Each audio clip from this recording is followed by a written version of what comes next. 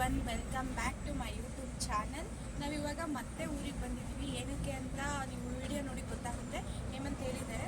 So ನಾನು ನಿನ್ನೆ ಬರಬೇಕಾದ್ರೆ ನಾವು ಯೂಶ್ವಲಿ ಲೇಟ್ ಆಗಿಬಿಡುತ್ತೆ, ನಾವು ಬರೋದಿಲ್ಲ. ನಾವೇನಾದರೂ ಅಲ್ಲಿ ನೈಟು ಡಿನ್ನರ್ಗೆ ಹೋದ್ವಿ ಆಂಧವೇ ಅಂದರೆ. ಸೊ ಹಾಗಾಗಿ ನಾನು ಮನೆಯಲ್ಲೇ ಎಲ್ಲ ಪ್ರಿಪೇರ್ ಮಾಡ್ಕೊಂಡ್ಬಂದಿದ್ದೆ. ಈ ಸಲ ಏನೇನು ಪ್ರಿಪೇರ್ ಮಾಡ್ಕೊಂಡ್ಬಂದಿನಿ, ಏನೆಲ್ಲ ತೊಗೊಂಬಂದಿನಿ ಅಂತ ವಿಡಿಯೋದಲ್ಲಿ ಎಲ್ಲ ಕ್ಯಾಪ್ಚರ್ ಮಾಡಿದ್ದೀನಿ. ನನಗೆ ಅವಾಗ ಇಂಟ್ರೋ ಮಾಡ್ಕೊಳಕ್ಕೆ ಟೈಮ್ ಆಗಿರೋದಿಲ್ಲ. ಸೊ ಇವಾಗ ಮಾಡ್ತಾಯಿದ್ದೀನಿ. ಆ ವಿಡಿಯೋ ಎಲ್ಲ ನೋಡ್ಕೊಂಬನ್ನಿ, ಏನು ಪ್ರಿಪೇರ್ ಮಾಡಿದ್ದೀನಿ ಏನು ಅಂತ.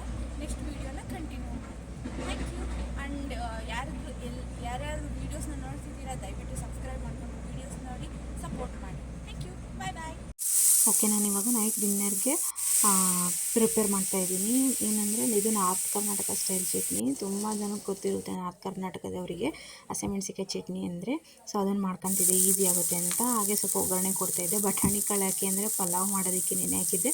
ಬೆಳಗ್ಗೆ ಸ್ವಲ್ಪ ಉಳಿದಿತ್ತು, ಅದನ್ನು ಇದಕ್ಕೆ ಒಗ್ಗರಣೆ ಕೊಟ್ಬಿಟ್ಟಿದ್ದೆ. ಕಡಲೆಬೇಳೆ ಹಾಕೋ ಬದಲು ಬಟಾಣಿ ಕಾಳು ಆ್ಯಡ್ ಮಾಡಿದ್ದೆ. ತುಂಬ ಚೆನ್ನಾಗಿರುತ್ತೆ, ಟೇಸ್ಟಿಯಾಗಿರುತ್ತೆ ಮತ್ತು ಈಸಿಯಾಗಿ ಮಾಡ್ಕೊಬೋದು. ಇದನ್ನು ಬೇಗ ಅರ್ಜೆಂಟಿಗೆ ಅಂದರೆ ಬೇಗ ಆಗಿಬಿಡುತ್ತೆ. ಸೊ ಅದಕ್ಕೆ ಸ್ವಲ್ಪ ತುಪ್ಪ ಆ್ಯಡ್ ಮಾಡಿದ್ದೆ, ಏಕೆಂದರೆ ಖಾರ ಇದ್ದರೆ ಸ್ವಲ್ಪ ಕಡಿಮೆ ಆಗುತ್ತೆ ಅಂತ. ತುಪ್ಪ ಆ್ಯಡ್ ಮಾಡಿ ನೀಟಾಗಿ ಮಿಕ್ಸ್ ಮಾಡಿಬಿಟ್ಟು ಒಗ್ಗರಣೆ ಕೊಟ್ಟು ರೆಡಿ ಮಾಡಿಟ್ಟೆ. ಮತ್ತು ಅದ್ರ ಜೊತೆಗೆ ರೊಟ್ಟಿ ರೆಡಿ ಮಾಡ್ಕೊತಾ ಇದ್ದೆ. ರೊಟ್ಟಿ ರೆಡಿ ಮಾಡ್ಕೊಳ್ಳೋದಕ್ಕೆ ಮುದ್ದೆ ಮಾಡಿಕೊಂಡು ಮತ್ತು ಎಲ್ಲ ಹಿಟ್ಟೆಲ್ಲ ಹಾಕ್ಕೊಂಡು ನೀಟಾಗಿ ಎಲ್ಲ ಮಿಕ್ಸ್ ಮಾಡಿ ಉಂಡೆ ಮಾಡಿ ಇಟ್ಬಿಟ್ಟು ಸ್ವಲ್ಪ ರೆಸ್ಟ್ ಮಾಡ್ತಾಯಿದ್ದೆ. ಈ ರೆಸ್ಟ್ ಮಾಡೋದ್ರೊಳಗೆ ಹಿಟ್ಟೆಲ್ಲ ಫುಲ್ ನೆಂದೋಗ್ಬಿಟ್ಟಿತ್ತು. ಬಟ್ ಆ ಥರ ಆಗಿದ್ರೆ ಸ್ವಲ್ಪ ರೊಟ್ಟಿ ಚೆನ್ನಾಗಿ ಬರೋದಿಲ್ಲ. ರೊಟ್ಟಿ ಬೇಗ ಮಾಡಿದ ತಕ್ಷಣವೇ ಮಾಡಿಬಿಡ್ಬೇಕು. ಇದನ್ನು ಹಿಟ್ಟು ಕಾಯಿಸಿದ ತಕ್ಷಣವೇ ಮಾಡಿಬಿಡ್ಬೇಕು. ಸೊ ಹಾಗೆ ನಾನು ಸ್ವಲ್ಪ ಅದು ಡಿಲೇ ಮಾಡಿದ್ದಕ್ಕೆ ಸ್ವಲ್ಪ ನೆಂದುಬಿಟ್ಟಿತ್ತು ಹಿಟ್ಟು. ಅದರಲ್ಲೂ ಪರವಾಗಿಲ್ಲ ಅಂತ ಸುಮ್ಮನೆ ಅರ್ಜೆಂಟ್ ಆಗಿಬಿಡ್ತು ಲಾಸ್ಟಲ್ಲಿ. ಸೊ ಬೇಗನೆ ಮಾಡ್ತಾಯಿದ್ದೀನಿ. ಅಷ್ಟರೊಳಗೆ ನನ್ನ ತಂಗಿ ಬರ್ತೀನಿ ಅಂತ ಕಾಲ್ ಮಾಡಿದ್ಲು. ಸೊ ಅವಳನ್ನ ಪಿಕ್ ಮಾಡ್ಕೊಳೋದಕ್ಕೆ ಅಂತ ಹೋಗ್ತಾಯಿದ್ದೀನಿ. ಅಂದರೆ ಅವಳು ಕ್ಯಾಬಲ್ಲಿ ಬರ್ತಾಯಿದ್ದಾಳೆ. ಹಾಗೆ ಲಗೇಜ್ ಎಲ್ಲ ಶಿಫ್ಟ್ ಮಾಡಬೇಕಿತ್ತು ಕಾರಿಗೆ. ಮತ್ತೆ ತಗೊಂಡೋಗಿ ಮೇಲಿಟ್ಟು ಮತ್ತೆ ತಗೊಂಡು ಬರೋದು ಸುಮ್ಮನೆ ಅದೇ ಕೆಲಸ ಆಗುತ್ತೆ ಅಂತ ಆವಾಗಲೇ ಹಂಗೆ ಶಿಫ್ಟ್ ಮಾಡ್ಕೊತಾ ಇದ್ವಿ. ಅವಳು ಕ್ಯಾಬಲ್ಲಿ ಬರ್ತೀನಿ ಅಂತ ಕಾಲ್ ಮಾಡಿದ್ಲು, ವೆಯ್ಟ್ ಮಾಡ್ತಾಯಿದ್ದೆ. ಸೊ ಅವಳು ಬಂದ ಮೇಲೆ ಎಲ್ಲ ಲಗೇಜ್ನ ಶಿಫ್ಟ್ ಮಾಡ್ತಾಯಿದ್ದೀವಿ ನಮ್ಮ ಕಾರಿಗೆ.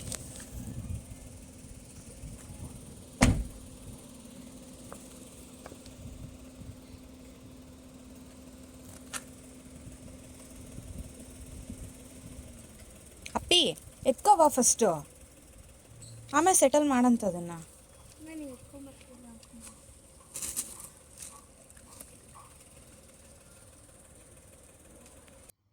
ಅದಾದಮೇಲೆ ನಮಗೆ ಸ್ವಲ್ಪನೂ ಟೈಮ್ ಇರಲಿಲ್ಲ. ಯಾಕೆಂದರೆ ಲೇಟಾಗಿ ಬರ್ತೀನಿ ಅಂದರೆ ಯೂಶ್ವಲಿ ಬೇಗ ಬರ್ತೀನಿ ಅಂದಿರ್ತಾರೆ, ಬಟ್ ಲೇಟ್ ಆಗುತ್ತೆ ಅಂದ್ಕೊಂಡು ಸುಮ್ಮನಿದ್ವಿ. ಅಷ್ಟರೊಳಗೆ ಒಂದು ಬಂದೇ ಬಿಟ್ಟ.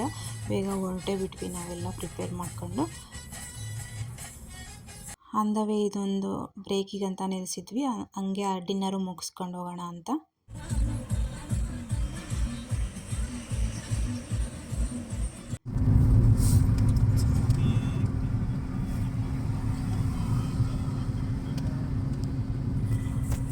ಹೇಮಂತ್, ಏನಕ್ಕೆ ಹೋಗ್ತಿದ್ವಿ ಈ ಸಲ ಊರಿಗೆ?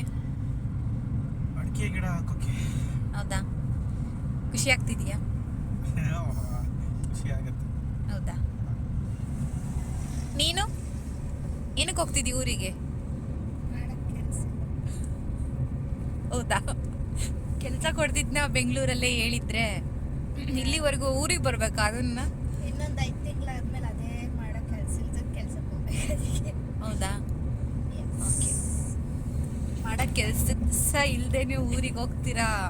ನನ್ನ ತಂಗಿಗೆ ಒಳ್ಳೇದಾಗ್ಲಿ.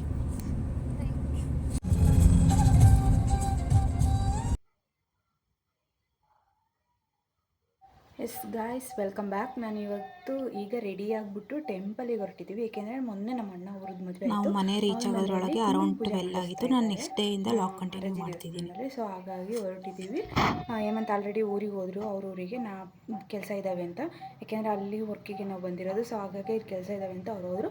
ನಾನು ಇಲ್ಲಿ ಪೂಜೆ ಇತ್ತಲ್ಲ, ಹಾಗಾಗಿ ಇಲ್ಲೇ ಸ್ಟೇ ಆಗಿದ್ದೀನಿ. ಅಂದರೆ ಮುತ್ತುಗ್ದೂರಲ್ಲಿ ಸ್ಟೇ ಆಗಿದ್ದೀನಿ. ನಾನು ಇಲ್ಲಿ ಮುಗಿಸ್ಕೊಂಡು ಹೋಗ್ತೀನಿ ನೆಕ್ಸ್ಟ್ ಡೇ. ಸೊ ನೋಡ್ತಾ ಇರಿ. Thank you.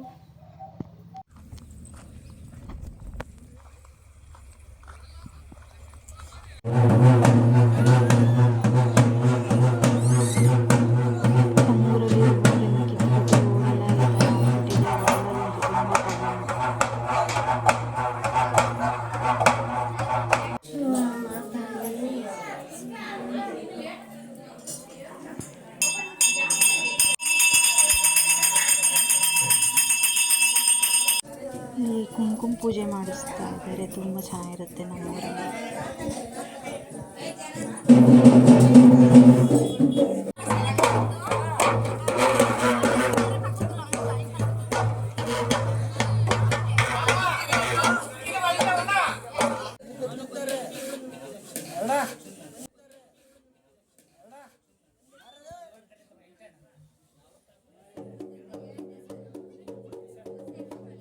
ಅದಾದಮೇಲೆ ಇದು ಇನ್ನೊಂದು ದೇವಸ್ಥಾನದ ಹತ್ರ ಮೈಲಾಮಾರುತಿ ದೇವಸ್ಥಾನ ಅಂತ